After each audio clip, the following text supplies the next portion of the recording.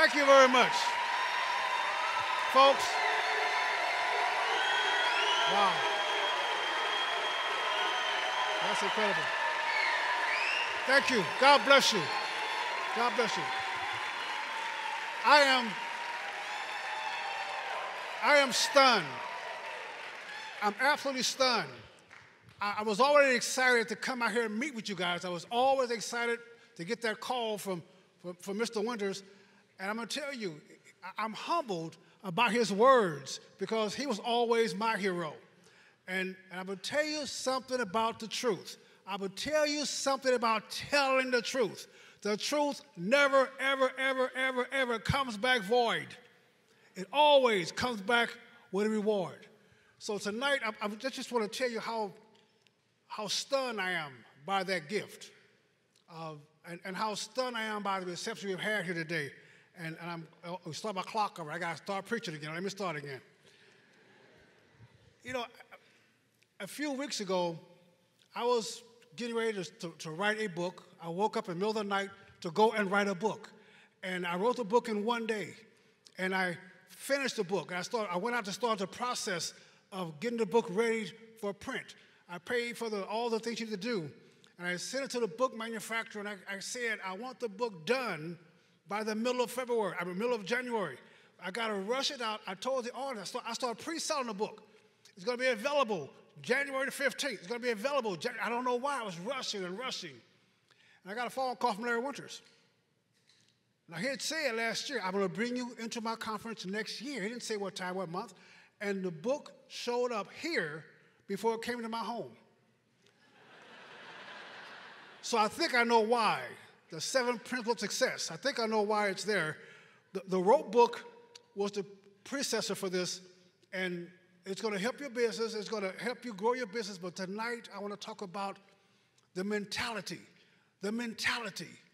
The mental state of mind for success. There is a mental state of mind, and it requires you, more than likely, to give up something for it, to feed it with something new and fresh. The 7 Principles of Success, the first principle. Success is a verb.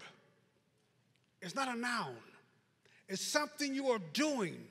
It's something you are doing to get to where you are. And you have to recognize that it's based on what you're doing, not on how you feel, not on what you're thinking about, not what you're dreaming about. It's based on your actions of your dream. It's the actions going to bring you forward. Success comes from service. You have to be serving someone else. You have to be pouring into someone else. You have to be able to avoid the pitfalls of what you're not doing. On stage tonight and all weekend, you're going to find people across the stage, and all they're doing is serving and serving and serving. Sometimes people think that's boldness. It's not boldness. It's not the loudest. It's the person quietly serving more. Now, I'm going to tell you a story of me. I've been contemplating it all week. Do I really want to tell this story and how much detail? But I think I should qualify. I should tell you why I'm on this stage and how I got on this stage. So I'm going to tell you a story to set the foundation of what I am and how I got here.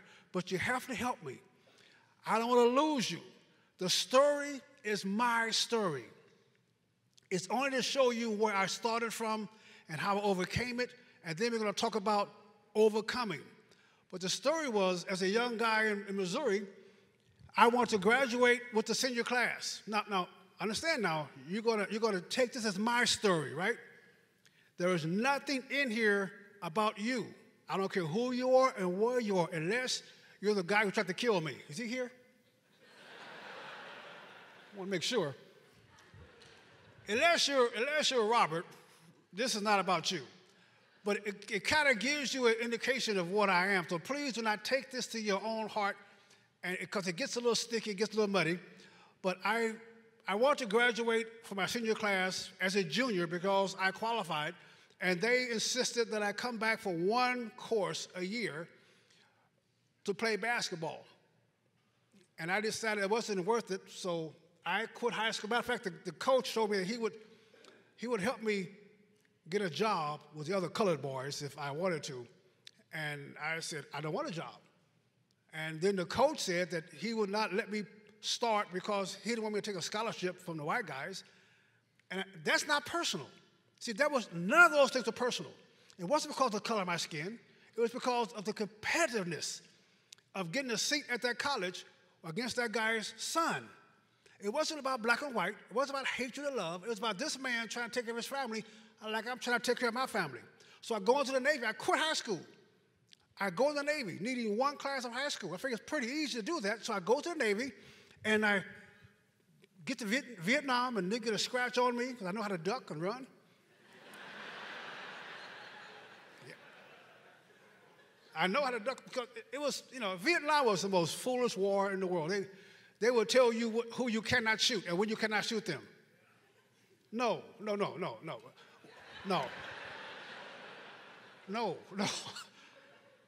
We don't initiate fire, we return fire. So I have to wait for the muzzle flash first?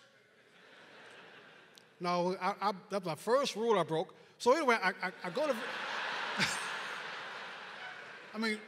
the first night, the tree moved this way, and the wind was blowing this way.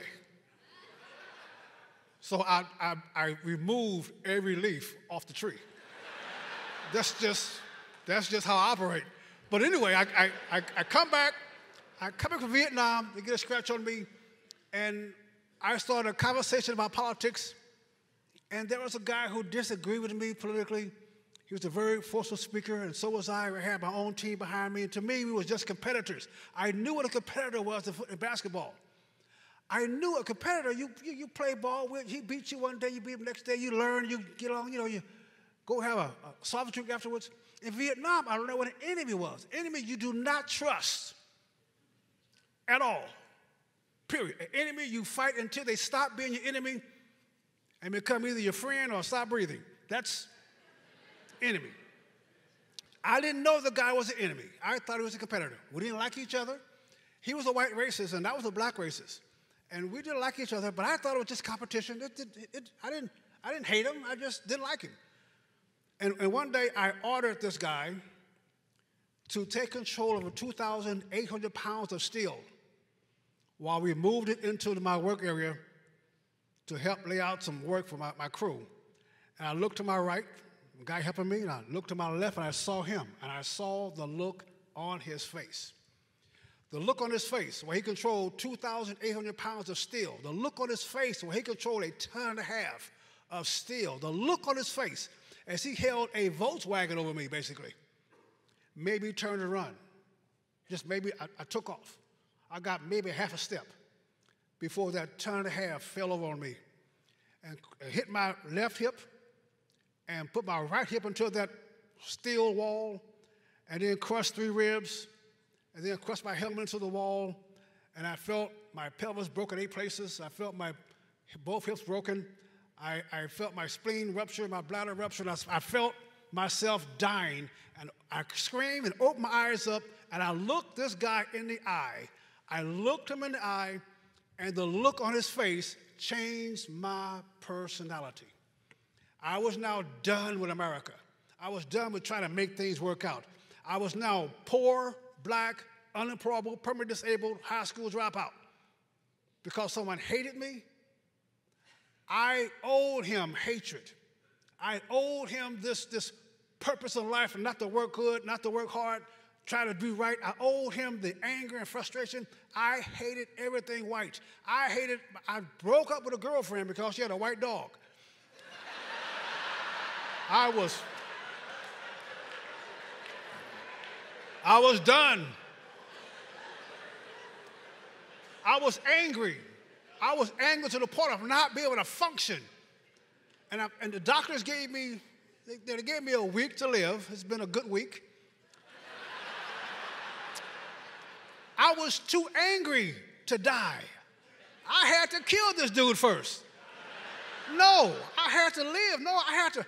The doctors hit me in the bottom of my foot, and my foot is moving. I don't feel it. I can't walk. I can't walk. I had to have a goal in my life. I could not move my foot. So how did I start the goal? I had to at least focus on my right big toe. Move, toe. I was staring all day long. Move, move. Because how can I put my hand around his throat unless my feet are moving? I mean, I admit, it was the wrong motivation. It was the wrong motivation. I admit that. But I had to go and take this dude. I had to squeeze that look off his face. I was angry. And I started working and walking and moving around people as angry as I was.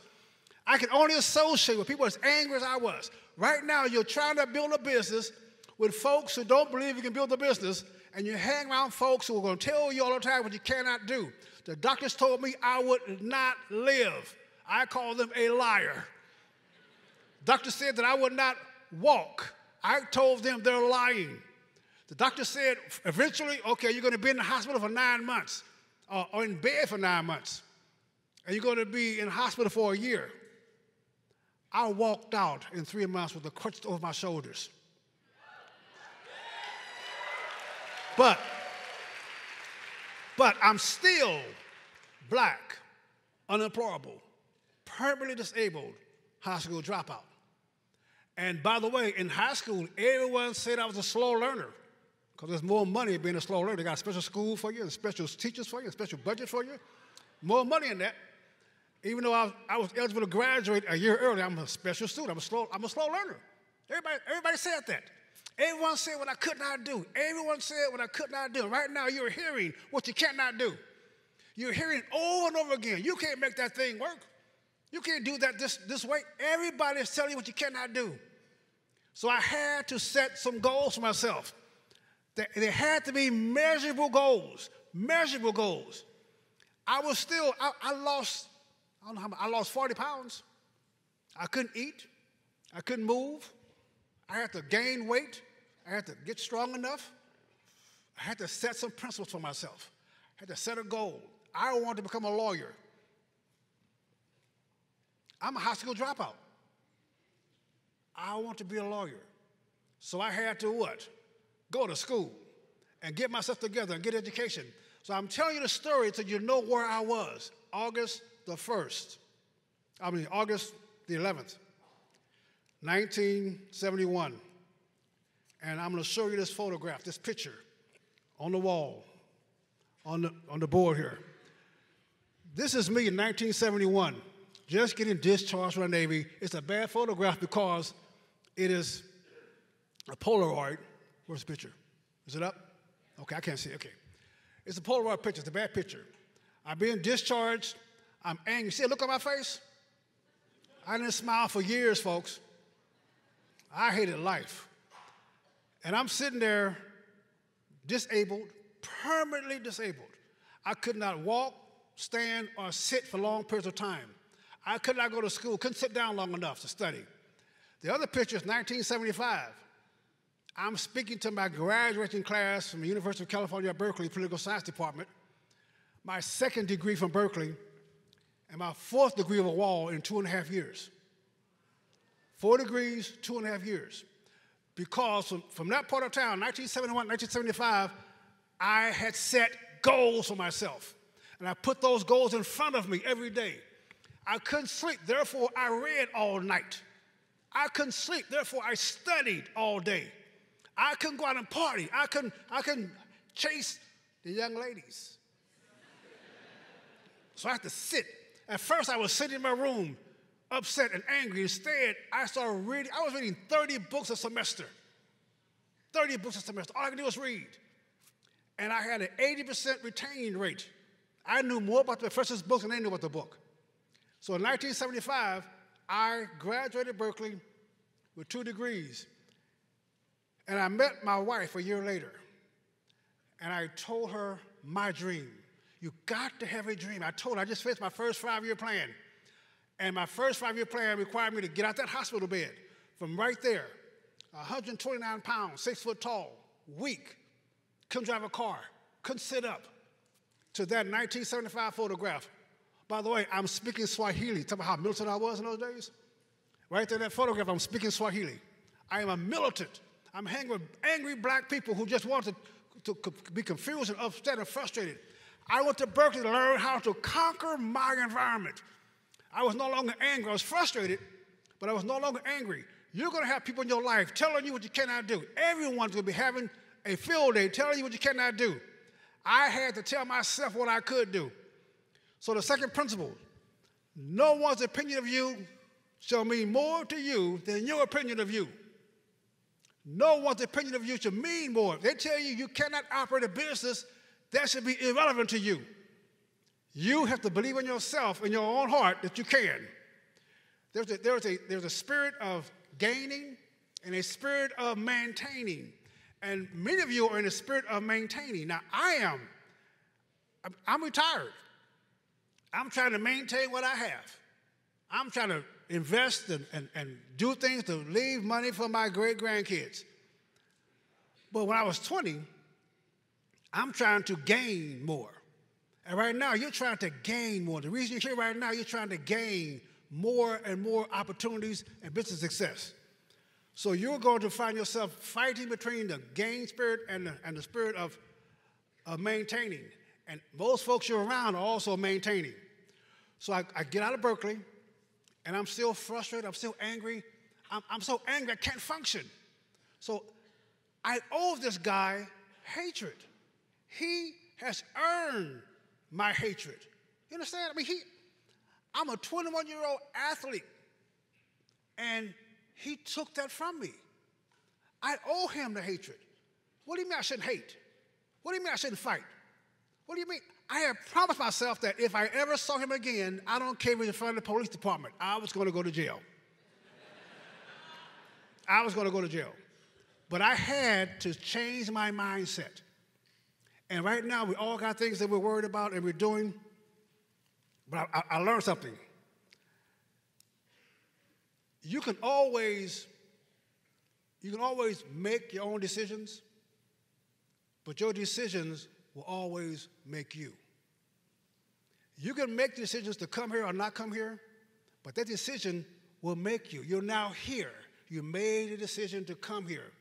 You can always choose your decisions, and then your decisions will choose what you're going to do. Right now, we're all a sum total of the decisions we have made in life. So tonight, I'm going to talk to you about some of those decisions. You know, you can not go and choose your circumstances, but you have to be prepared for those circumstances. What we see right now, the difference between a farmer and owning an orchard. You know, Larry Winters can come out here and plow the field open and put up the stumps on the ground and plant seeds and grow a good crop. You guys. But if he gets hurt, if a farmer gets hurt and cannot get out there and plant those seeds or cannot harvest the crops in time, the farmer will starve next winter. So what Larry and his team has discovered, if I would just do the same kind of work, you plow the fields, you cut the trees down, you dig up the roots and you get the stumps up, but instead of planting crops that are dying next fall, you plant trees. You plant a fruit tree.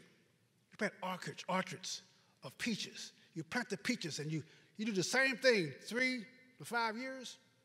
You work those fields, and those trees will feed you and your kids and your grandkids and your great-grandkids. That's the plan here.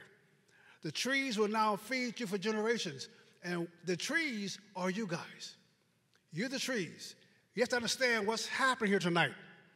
If you understand what's happening, you realize that you have been invited to come to a place that's going to free you from the mentality. I was a slave of hatred. The third principle of success, wisdom. Wisdom comes from the journey. The hardest thing I did was to sign up to go to Berkeley or to go to college. It was frightening. No one in my family had ever gone to college. No one in my family had ever gone into anything in a business. And the most frightening thing I did was to go to college and sign my name as a student. But the easiest thing to do is this photograph on the right, 1975. The easiest thing to do is take my hand and get the diploma. That was very easy. It was so easy. My back didn't hurt no more. I could get the diploma. And if you understand that, the journey is hard in the beginning, but it's not difficult. I suggest that you create a morning routine. It's called principles. If you compromise on your principles, this is principle 4. If you compromise on your principles, you don't have any. You don't have any. Your principles should be known by everybody you know. They should know what to expect from you. Your downline should know what to expect from you. They should expect you to be a person of your word. They should expect you to show up on time. They should expect you to be the best IBO in your business. If you compromise on your principles, you will not have any principles anybody can recognize. I always plan my morning routine. Plan it. Put it down. Plan it. Set it up. And tell your wife and kids and husbands what your routine will be so they can see you exercising every day. Don't be ashamed of failing. See, failing is a good thing. Failing teaches you what success is. Failing will always get you to the next goal. You guys learn to walk not because mom and dad taught you to walk. You learn to walk because you failed 300 times at walking. And you got yourself together and you did it. Judge the day. Judge who you're doing. Now, what happened to me, now, don't forget, it's not personal, right? Unless Robert is here. I got to always say it if I see. What happened to me, all that anger, I'm going to say some things tonight I haven't said before, matter of fact. I studied sociology in college by a man named Melvin Newton. Melvin Newton was the older brother of a gentleman named Huey Newton. And I studied at Merritt College, the founding campus of the Black Panther Party. And I joined the Black Panther Party because I was an angry man. And I ran around Oakland angry and frustrated. And I could not do anything else but angry because all I gathered around was people equally angry. Then I went to Berkeley and started the Black Student Union. And I spoke Swahili and had my dashiki and my attitude about clenched fist up. And I was mad. Even though I went to Vietnam first, I didn't know why I was mad. I was mad because everybody else was angry. Now, folks, you're going to find a whole lot of folks telling you what you cannot do. And they're lying to you. They're lying to you because they're scared. They're scared. The people you're going to go diamond with, you probably don't even know right now. You don't know them right now. You have to find them. If you find them, you're going to be able to recognize them. But before you find them, you're going to have a dream that's so vivid, that you can recognize it when you see it. I will give you an example. The next photograph is this. I'm going to tell you this story. This is a picture of a painting and a photograph. Is it up yet? No, okay. This is a painting that I did back in 1985, 84. If you have any art critics out there, I didn't take lessons. I just want to paint the picture of my driveway. This is the photograph of my driveway. That's pretty good. It's pretty accurate. The right curve, the trees, the sun's on the same side, on the correct side. That little, on the painting, the little red spot is a sign I have to land. My property is called the Land of No Wants. That's my sign for the Land of No Wants right there. The reason that the painting, the trees are lower in the painting is because it was 23 years difference in time. The photographs, the trees have grown up a little bit. So this painting was done in 1985. I told my wife, this is your retirement home. The house that you see there, that driveway wasn't built until 2007. 1,800 miles away from my home by a guy I didn't even know. I didn't see that driveway until 2011, 23 years after I painted the picture of the driveway. Put your dreams right in front. When we saw this driveway, before we saw the house, we had looked at 200 homes to move from California back to Missouri. 200 homes in 2 years, 7 trips to Missouri. We went down the driveway. I was hooked on the driveway. I knew I was home on the driveway. This is my home. It took us 10 minutes to buy this house. Full price. I buy the furniture. Tell the man to get his wife, get her clothes, and get the heck out of my home. This is my home. The bankers did everything possible to keep me from buying the house because they didn't want me to have a 30-year mortgage at such a low interest rate. And they kept doing all kind of stuff to keep us from buying this home.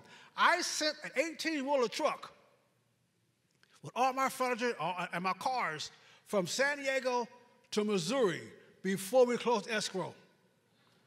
The guy said, the driver called me, "What are we going to do with this furniture?" "Bring it to my home." This is my home.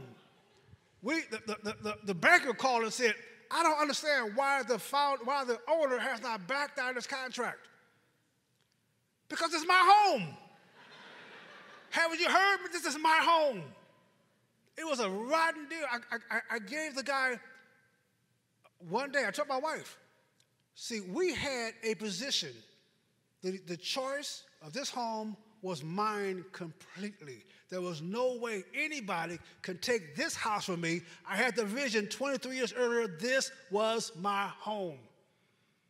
You have to have your vision in front of you. In front of you. Now, I had a vision of the inside of the house that I didn't get. Here's why. The difference between your vision, your want, and your responsibility. Your want and your responsibility. Before we saw this house, I received custody of my 2 young granddaughters, 2 little girls, 7 and 9 years old. And the reason we left California is because the house we had purchased the townhouse because we didn't want kids around. No swimming pool, no bus stop, no schools nearby. We didn't want kids. We were a working couple. No, I love them over there by you. We had a plan. And so we got these 2 little girls. And they're running around. We had to bring our cars out of the garage so we could roller skate. It's not going to work. So I had to take these little girls, and we decided to sell our house in the country.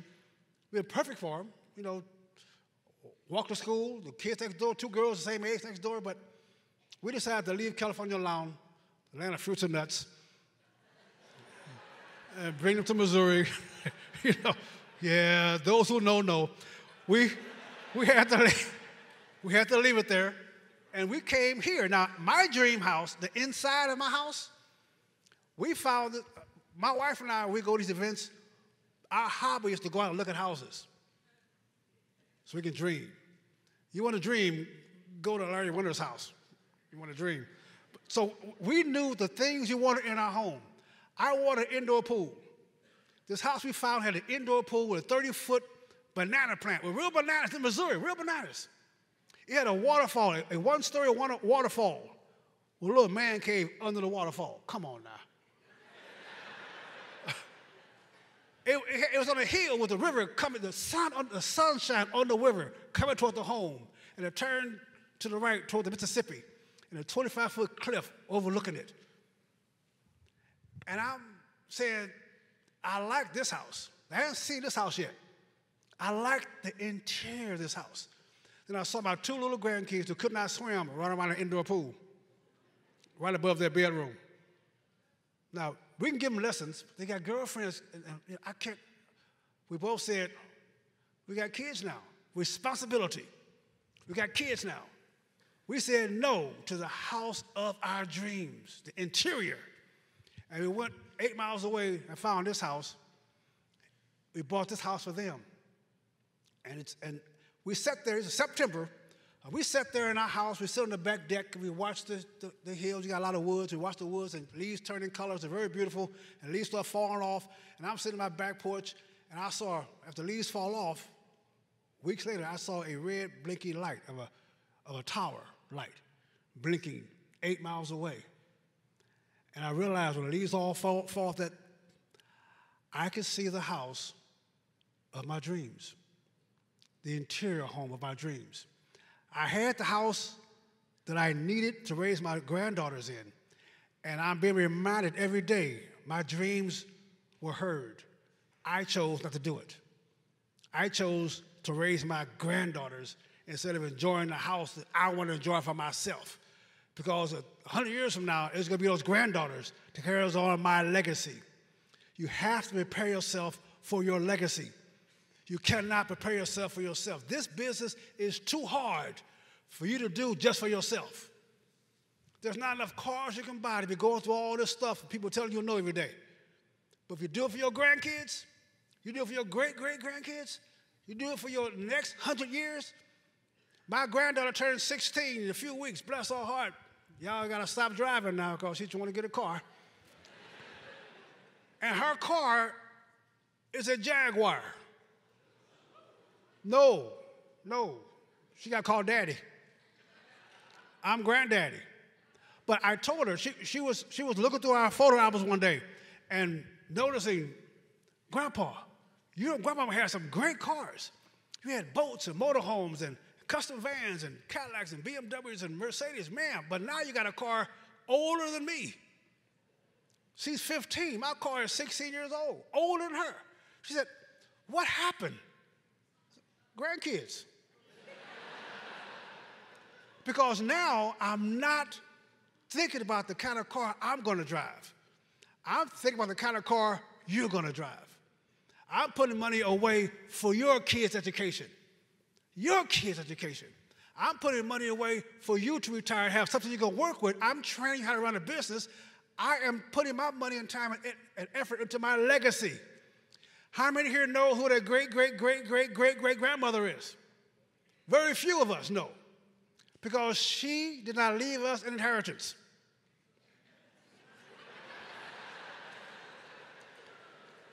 Had she left you an inheritance, you would know her name.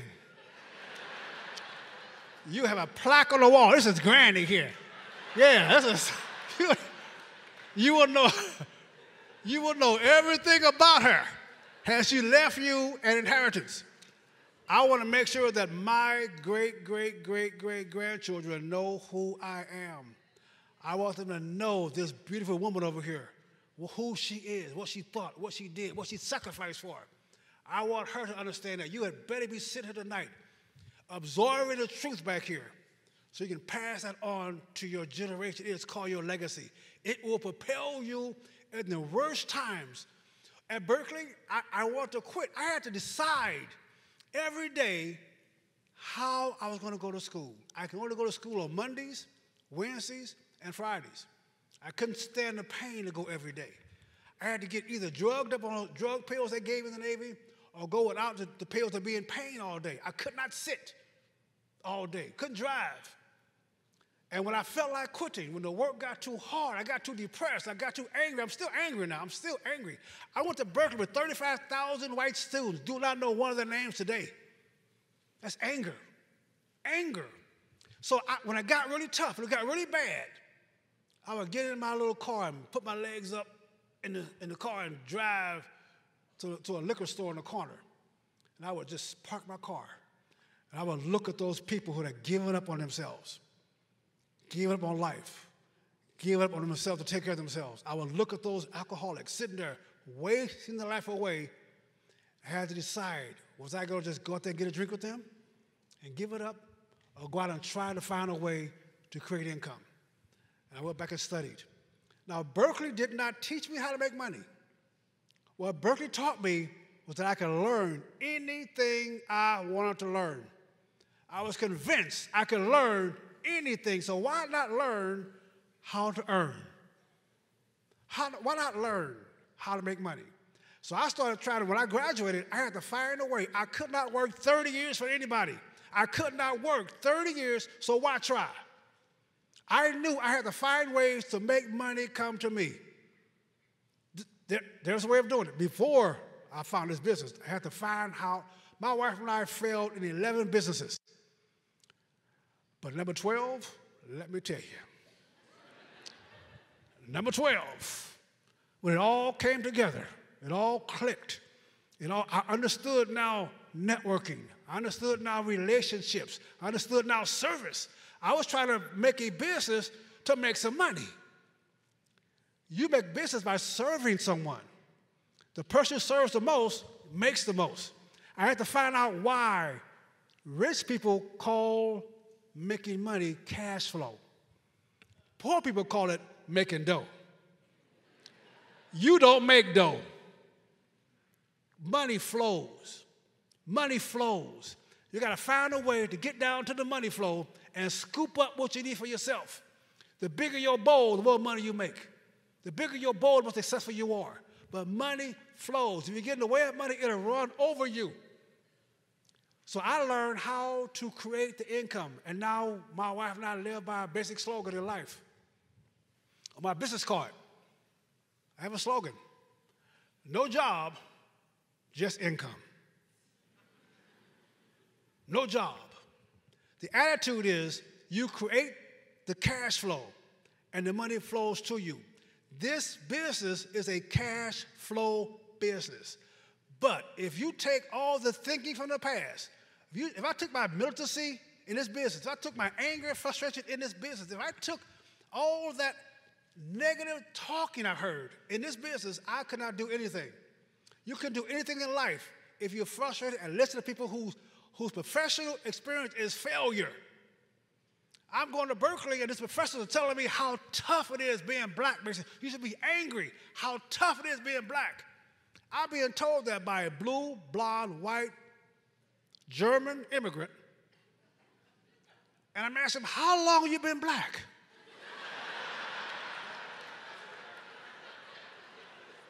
It's tough being black in America.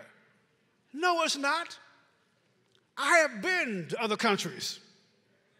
It's tough being black in the Congo. It's tough being black in South America. But America is not tough being black. It's tough being lazy. It's tough having no ambition. It's tough. It's tough being dependent on someone else. That's tough. But the color of my skin ain't tough. It's pretty easy. I don't get sunburned. It's pretty easy. They want to tell you that you are a failure. This guy was looking at me saying, I'm a failure. How dare you tell me? You don't know me. I've had doctors say I couldn't walk. I succeeded. I had people tell me I couldn't graduate. I succeeded. I had people tell me I couldn't open a business. I succeeded. You are lying. I can do whatever the heck I feel like doing. You got to stop people from telling you what you cannot do based on who you are. Are you kidding me? On who I am? My mother was poor. I mean, I'm going to be poor. My father was poor. 6th grade education. He still owns 12. He owns the whole block he lives on now. 12 lots. Still got a 6th grade education. Folks, what they tell you means nothing. What you tell yourself means everything. Everything. So Mason, it's tough being black in America. Where else would you want to be, Professor? I mean, this is the greatest country on this planet. And I said, that's why you're here. You mean to tell me that you have a better opportunity in my country than I do? No. I had to give up something. If you, one of the principles, number 5, if you're not willing to sacrifice, you're not really willing to succeed. If you're not willing, you got to give up something. If you're going to go dime in this business, you better have a list of things you're willing to sacrifice to become diamond. It better be clear, legible, put on a board where everybody can see. Are you going to go diamond and still watch your favorite TV program every day? You better put your list on front of your TV. You better put your list and give up something. Give up the time you're spending doing nothing. You know what that is. Give up the time on Facebook running around chasing dumb cats eating cookies, whatever y'all be looking, whatever it is. What are you willing to sacrifice? Late nights, being turned down. Conquer the turning down. But whatever you want to sacrifice tells you how valuable your success is. If you have a dream, you then have to have a scheme for your dreams. It takes movement, folks. It takes movement. You have to be moving. You're not made to stand still. Everything moves. The earth is spinning in a circle. It is tilting back and forth. It is chasing itself around the sun. The sun is chasing itself around the galaxy. And the galaxy is expanding faster than the speed of light. Everything moves. So if everything moves, why are you standing still? It's unnatural. It's unnatural. Unnatural. As a baby, nothing can stop you from succeeding. As a baby, you had nothing but hope, nothing but the impression you're going to make success. As a baby, no one told you that your mother is going to give birth to you. She loved you. In the womb, she gave you everything you needed, the food, the nourishment, the wealth, the warmth, the comfort, everything, but you still struggle to be free of her because freedom is natural. It's natural. And then she takes you home, keeps you clean, keeps you shine, keeps you changed, burp you. Every time you whimper at night, she will get up and go and see what's wrong with you because she loves you, but still, you will struggle out of her arms onto the floor to crawl. Because freedom is natural. It is natural for you to desire freedom. And then you crawl, and you realize one day that if you can get up and walk, you don't have to cry for that bottle anymore. Get that bottle on your own. And you fall down 300 times before you take your first step. 300 times before you succeed the first time. 300 times with nobody telling you could ever walk. You've never experienced walking. You've never succeeded in walking, and 300 times you're told no. But the minute that you decide you're tired of falling, the minute you decide, I've had enough of falling, there's a reason why you got so many baby pictures of the baby's first step. Because the parents can see it. Oh, this is it. This is it. The minute you decided, nothing can stop you from walking. And then you get so excited, you're walking, you start running. And mama gets excited, don't run, stop running, stop running, stop running, you hit the wall. And you say, I'm going to hit the wall then. I'm going to run. But you're not able to walk until you master crawling. You cannot walk until you master crawling. You cannot run until you master walking. You cannot go to the next level in this business until you master the level you're in. You can take your time and go to school for 4 years or do it in 2.5 years like I did. But you have to master where you are right now.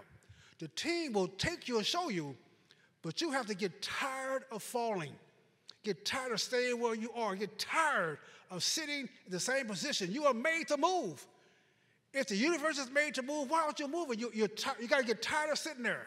And when you're tired of sitting there, you will stand up like that baby and laugh and let go of that doggone table and take this business forward and conquer everything in front of you and achieve every goal you write down because you've had enough.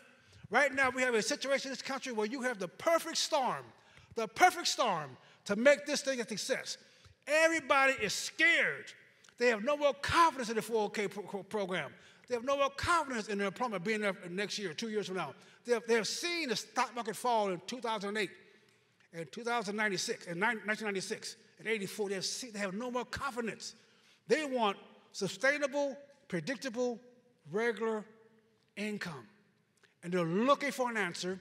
And for the past years, you guys have been sitting there training yourself, preparing to go to war, preparing to fight this battle, preparing yourself to win, and now they're ready to hear what you have to say. You better be prepared. Gird up, because they're going to rush to you. They're going to look at you for help and direction. You better get connected with your upline, get studied up, because they are going to flood you, saying, can you please show me how to be free?